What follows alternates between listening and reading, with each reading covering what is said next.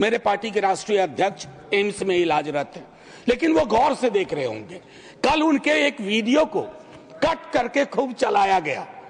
Sir, पूरा संवाद तो देखिए। हम गर्दनों के साथ हैं, वो आरियों के साथ। मैं आप किसी पुरानी मस्जिद के नीचे कुछ चीजें ढूंढी जाती हैं। गाहे बगाहे प्लेसेस ऑफ वर्शिप एक्ट पे सवाल उठता है। प्रेमचंद ने एक कहानी लिखी थी, ईदगाह। हमारे सारे साथियों ने पढ़ी होगी। ईदगाह में हामिद ने अपनी दादी अमीना के लिए चिमटा खरीदा।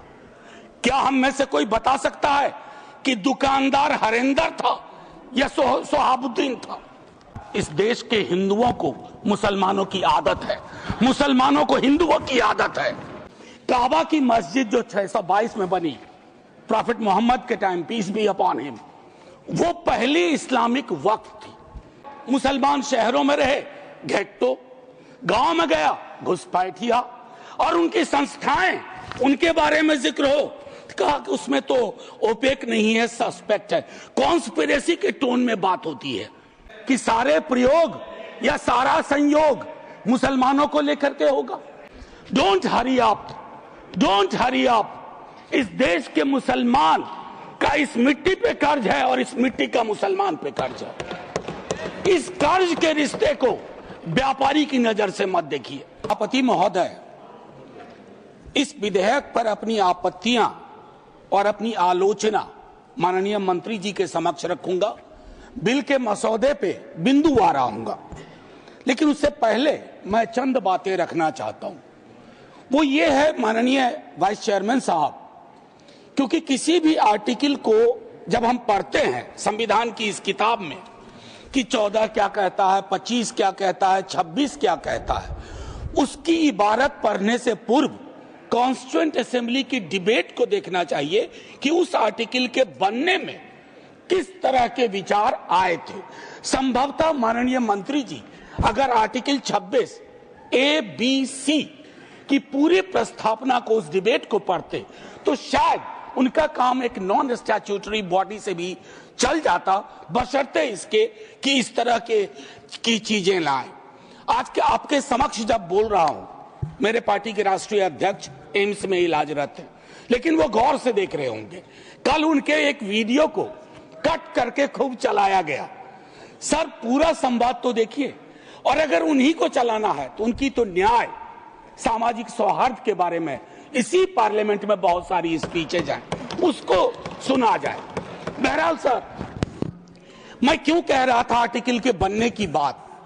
होता यूं है सर, यूनिफॉर्म सिविल कोड पे बहुत चर्चा हुई, आर्टिकल 44, लेकिन कहा कि देश का माहौल तकसीम के बाद, पार्टीशन के बाद, बंटवारे के बाद ट्रस्ट डेफिसिट था समुदायों के बीच में, तो उसको सेल्व किया गया, डायरेक्टिव प्रिंसिपल्स में रख दिया गया। जैसे संपत्ति के बंटवारे की बात, आय के असमान वितरण की बात भी डायरेक्टिव प्रिंसिपल्स में आई, 38(2) एंड 39 क्लॉज सी। मैं जानता हूं आज दोनों ही पक्ष आए हैं तैयारियों के साथ।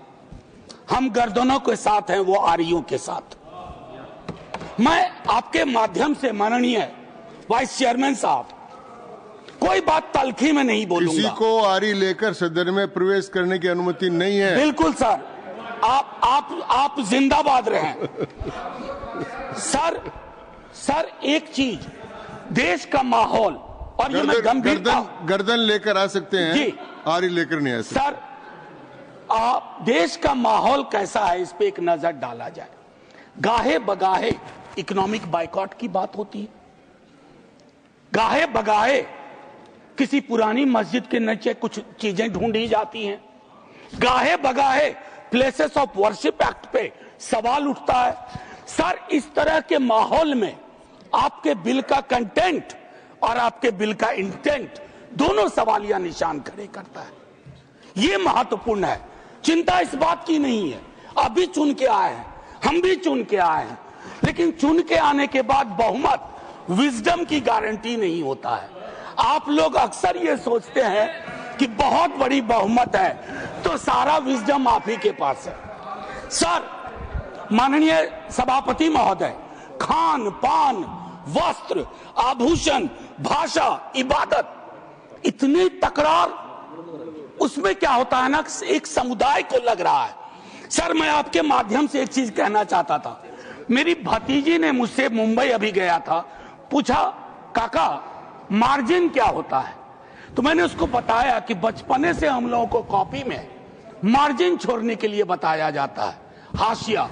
सर हमें आदत बन गई है हाशिए पे लोगों को छोड़ने की।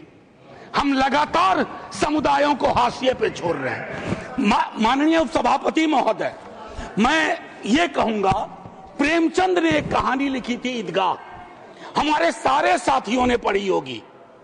ईदगाह में हामिद ने अपनी दादी अमीना के लिए चिमटा खरीदा। क्या हम में से कोई बता सकता है कि दुकानदार हरेंदर था या सोहाबुद्दीन था? कोई नहीं बता सकता।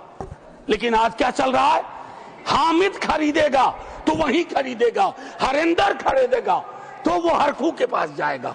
सर ये चीजें, मतलब मैं तो ये कहूंगा कि कुछ चीजें एक दूसरे से ऐसे वाबस्ता होती हैं कि उन्हें अलग अलग देखने को जी नहीं चाहता, उन्हें अलग अलग। Please request you don't disturb him. मैं सिर्फ ये कहना चाहता हूं, कुछ चीजें एक दूसरे से ऐसे वाबस्ता होती हैं कि उन्हें अलग अलग देखने को जी नहीं चाहता। सर इस देश के हिंदुओं को मुसलमानों की आदत है, मुसलमानों को हिंदुओं की आदत है, और ईसाइयों को, सिखों को हिंदुओं और मुसलमानों की आदत है। ये आदतें मत बदलवाइए, ये आदतें मत बदलवाइए। सर एक लखनऊ के मशहूर शायर थे, आजादी के बाद पाकिस्तान चले गए, फिर नेहरू से दोस्ती थी, वापस आए तो लोगों ने पूछा क्यों आ गए? बोला यार बहुत मुसलमान थे यहाँ, लखनऊ का हूं, मिला जुला देखने की आदत थी। ये मैं बता रहा हूं, मैं बता रहा हूं सर कि ये चीजें महत्वपूर्ण है। आज सुबह से कई बार लाइटर वैन में कहा गया सौगात और तोहफा।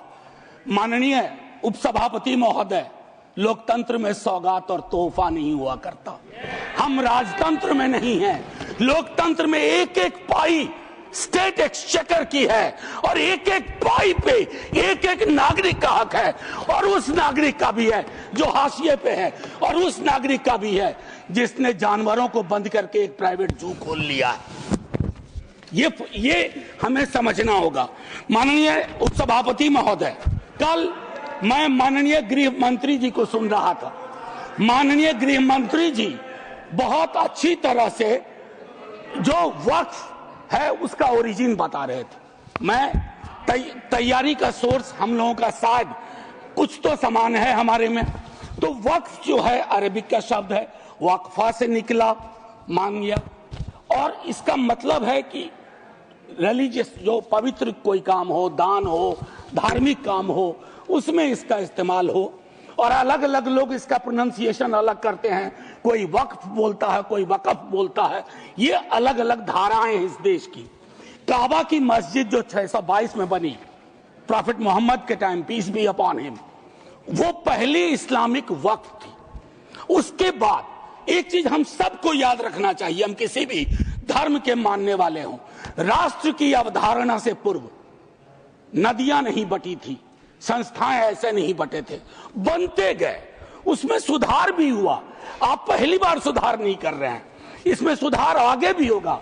मैंने कहा ना कि दिक्कत होती है कि जब आपका इंटेंट और आपका कंटेंट दोनों मैच करता है तो डर लगता है, क्योंकि उस समुदाय के बारे में सर मैं एक बात जरूर कहूंगा।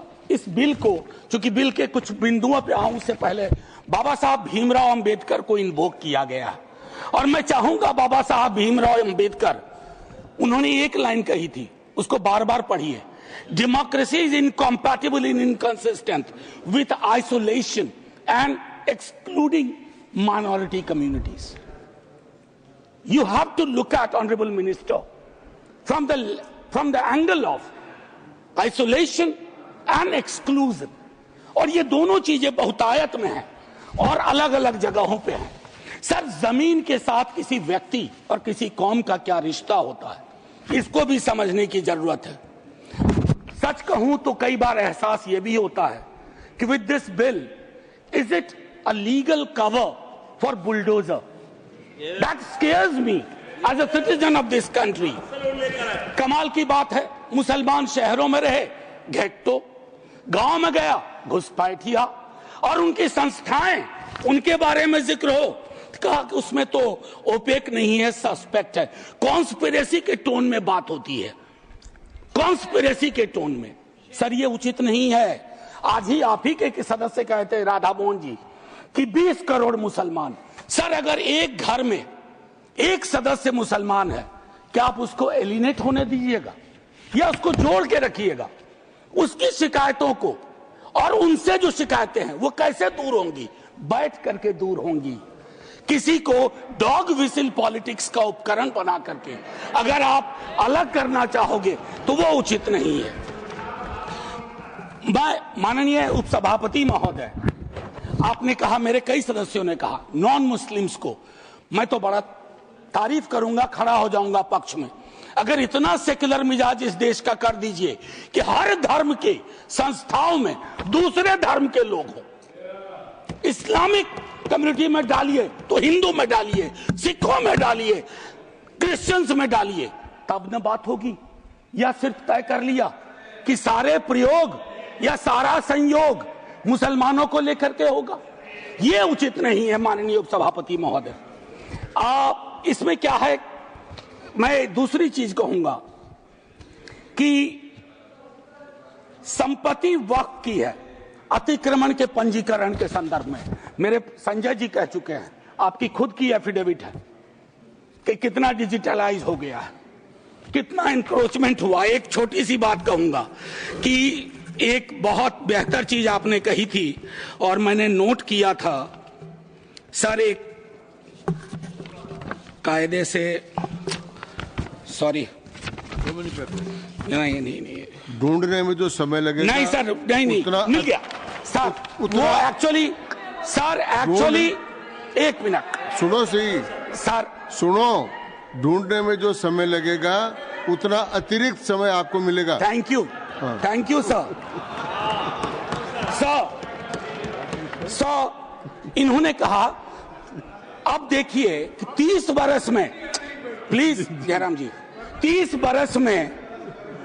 बरस में सिर्फ 8, सर मैं इस बोनहोमी को तो धन्यवाद कहता हूं, लेकिन इससे मुझ जैसे सदस्य को थोड़ी दिक्कत होती है अपनी बात रखने में। बाकी अपने प्यार के लिए बहुत जगह है इजहार के लिए। मैं सिर्फ ये कह रहा हूं 30 बरस में सिर्फ 8 केसेस आए। क्या कर रहे हैं हम सर? अब वक्फ बाय यूजर, ये बहुत इंटरेस्टिंग चीज है। किसी भी समुदाय की एक स्मृति होती है। माननीय सभापति महोदय, आप मुझे देखिए, मैं भी आप ही को देखूंगा। किसी भी समुदाय की एक स्मृति होती है। कोई मस्जिद कब से यूज में है, कागजात ढूंढोगे। मैं अभी अपने बिहार का अनुभव बताता हूं। हम बहुत छोटी जोत के किसान परिवार से आते थे दादा के टाइम से। सर अभी वहां सर्वे हो रहा है, कागज हमें अपने घर में नहीं मिल रहा है सर, ये और सर्वे ही बंद कर दिया बिहार की सरकार ने। तो मैं ये कह रहा हूं कि पूरे समुदाय को कटघरे में खड़ा करने के लिए आप यूं ही एक आम अदना मुसलमान शहरी, अदरवाइज वो परेशान है। पुरानी संपत्ति है, लैक ऑफ टेक्निकल एक्सपर्टीज नहीं है, कहां से लाए, सब विवाद में आ जाएंगे, लिटिगेशन का एक पहाड़ खड़ा हो जाएगा हमारे समक्ष। और हां, आप डीएम को बहुत काम पकड़ाते हो। बेचारा डीएम लोकल लेवल पे हम कहते हैं ट्रैक्टर बन के रह गया है। जितनी आपकी योजनाएं हैं, जयंत भाई की विभाग की योजनाएं हो, किसी की डीएम नोडल ऑफिसर, और हम ये मान के भी चलते हैं कि डीएम है तो ज्ञान का सारा भंडार उसके पास है। डीएम को एक एक महकमे की मीटिंग का टाइम नहीं मिलता है, क्या क्या करेगा डीएम। मैं आपके माध्यम से माननीय सभापति महोदय, वीकर सेक्शंस की बड़ी चर्चा इसमें की गई है। कम से कम पसमानदा, अपने हिंदू समाज में भी पसमानदा बहुत बड़े। जब जब आप लोगों के पास आग्रह करता हूं 0 आवर के माध्यम से या किसी उपकरण से कि साहब कास्ट सेंसस करवा दो, तो आप चुप हो जाते हैं। अभी संजय जी ने कहा कि भगवान ने अगर ये व्यवस्था नहीं बनाई ऊंच नीच की, जाति व्यवस्था की, तो भगवान के समक्ष जो इबादत का है, जो मंदिर है, वहां क्यों ये व्यवस्था बनी रहे। क्यों नहीं आरक्षण हो? क्यों नहीं हम सुनिश्चित करें कि पूजा पद्धति किसी एक जाति विशेष के हाथ में ना हो, हर कोई उसमें भागीदारी कर सके? सर तब तो जो राष्ट्र की संकल्पना थी हमारी, हम उसको साकार कर पाएंगे। अब देखिए कंसल्टेशन, रिजिजू जी बहुत इनोसेंट चरित्र के हैं, बहुत इनोसेंट चेहरा भी है। कंसल्टेशन के इतने आंकड़े बता दिए। अब भूपेंद्र जी आप उठते हैं, लगता है पॉइंट ऑफ ऑर्डर ले लीजिएगा। हाँ sir, consultation, there is absolute lack of consultation. Consultation is not about we called so many meetings. Consultation is about did you listen to them? सुना या सुना दिया? आप सुनते नहीं हो, सुनाते हो। इसको संवाद नहीं कहते हैं। संवाद का मतलब होता है दोनों चीजें। और एक चीज मैं कहूंगा और वही खत्म करूंगा, संस्थागत गैर मौजूदगी मुस्लिम्स की आप इंश्योर कर रहे हैं। मैं आज इतिहास के इस कालखंड में हूं, माननीय लीडर ऑफ द हाउस है, हमारे साथी है यहाँ। 2 मिनट के बाद मेरी कही गई बात भी हिस्ट्री हो जाएगी, इतिहास बन जाएगा। लेकिन मैं आपसे आग्रह करता हूं मंत्री जी, डोंट हरी अप। इस देश के मुसलमान का इस मिट्टी पे कर्ज है और इस मिट्टी का मुसलमान पे कर्ज है। इस कर्ज के रिश्ते को व्यापारी की नजर से मत देखिए, तिजारत की नजर से मत देखिए, क्योंकि अगर वो नजर आपकी नजर में बदलाव नहीं आएगा तो माननीय उपसभापति महोदय, सब कुछ हमारा बिखर के रह जाएगा। आखिरी 1 मिनट लूंगा। मैं सोच के आया था कि क्या कहूं, और मैंने ईदगाह का जिक्र इसलिए किया। एक नूर मियां की सुरमा का भी कर सकता था, विद्रोही जी ने लिखा, उनसे पहले केदारनाथ सिंह ने लिखा। लेकिन मैं अदम कोंडवी, गोंडा जिला उत्तर प्रदेश का आभार करते हुए मैं 2 लाइन पढ़ करके अपनी बात खत्म करूंगा। हिंदू या मुसलमान के एहसासात को मत छेड़िए, अपनी कुर्सी के लिए इस जज्बात को मत छेड़िए। हम में कोई हुण, कोई शक, कोई मंगोल, पता करना बड़ा मुश्किल है कौन कहां से। हम में से कोई हुण, कोई शक, कोई मंगोल दफन है जो बात, अब उस बात को मत छेड़िए। गलतियां बाबर की थी, जुम्मन का घर फिर क्यों जले। ऐसे नाजुक वक्त में हालात को मत छेड़िए। है कहां हिटलर, हलाकू जार या चंगेज खां, मिट गए सब, कौम की औकात को मत छेड़िए। छेड़िए एक जंग मिलजुल कर गरीबी के खिलाफ। दोस्त मेरे मजहबी नगमात को मत छेड़िए। हाथ जोड़ के कहता हूं सर, इसको फिर से कंसल्टेशन के लिए भेजिए और एग्जीक्यूटिव के डिसीजन को कमतर करिए, एग्जीक्यूटिव के डिसीजन को, इन्फ्लुएंस को कमतर करिए। और पूरी दुनिया नॉमिनेटेड से इलेक्टेड पे जा रही है, आप इलेक्टेड से नॉमिनेटेड पे जा रहे हो। नॉमिनेटेड लोग बड़े खतरनाक होते हैं, ध्यान रखना सर। जय हिंद सर। धन्यवाद मनोज जी।